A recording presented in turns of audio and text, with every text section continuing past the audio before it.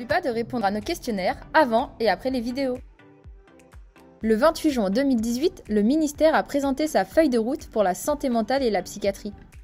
Ces 3 axes d'intervention sont promouvoir le bien-être mental et prévenir la souffrance psychique, garantir des parcours de soins coordonnés et améliorer les conditions de vie et d'inclusion sociale des personnes en situation de handicap psychique.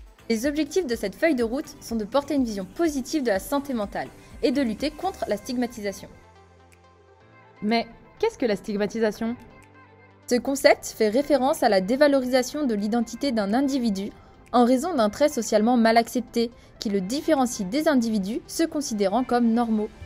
Il faut savoir que les troubles mentaux sont très fréquents. L'OMS estime que 1/4 de la population mondiale sera concernée à un moment ou à un autre de sa vie par un trouble mental. La stigmatisation est portée par plusieurs préjugés totalement faux et que nous comptons bien rectifier. Les personnes qui se droguent finissent par avoir des troubles mentaux. Ce ne sont pas des causes, mais des facteurs favorisants. Toutes les personnes avec un trouble psychiatrique ne sont pas des drogués. C'est une honte! Les personnes porteuses de psychopathologie sont aussi respectables que celles qui souffrent d'un diabète ou d'un cancer. Avoir consulté en psychiatrie n'est pas honteux. Les personnes dépressives manquent de volonté. Les personnes anxieuses ont une faible personnalité.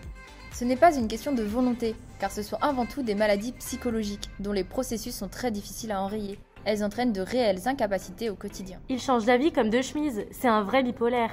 Utiliser des noms de pathologies à titre d'illustration ou de moquerie renforce la mauvaise compréhension de ces troubles, et donc leur stigmatisation.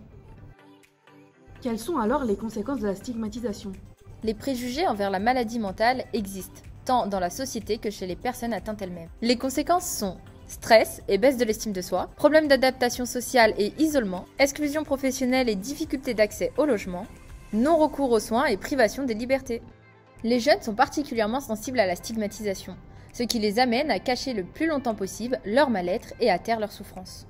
Ce diagnostic est retardé de 6 à 9 ans selon les pathologies.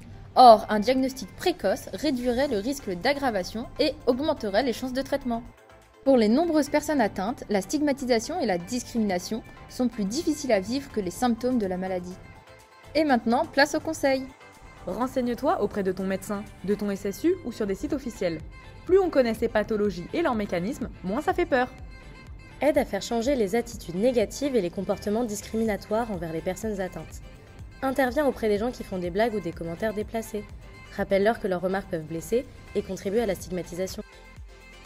Fais évoluer tes propres représentations des personnes atteintes en exprimant une opinion positive à leur égard.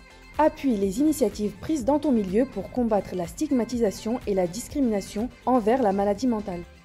Un petit pas pour toi, un grand pas contre la psychophobie.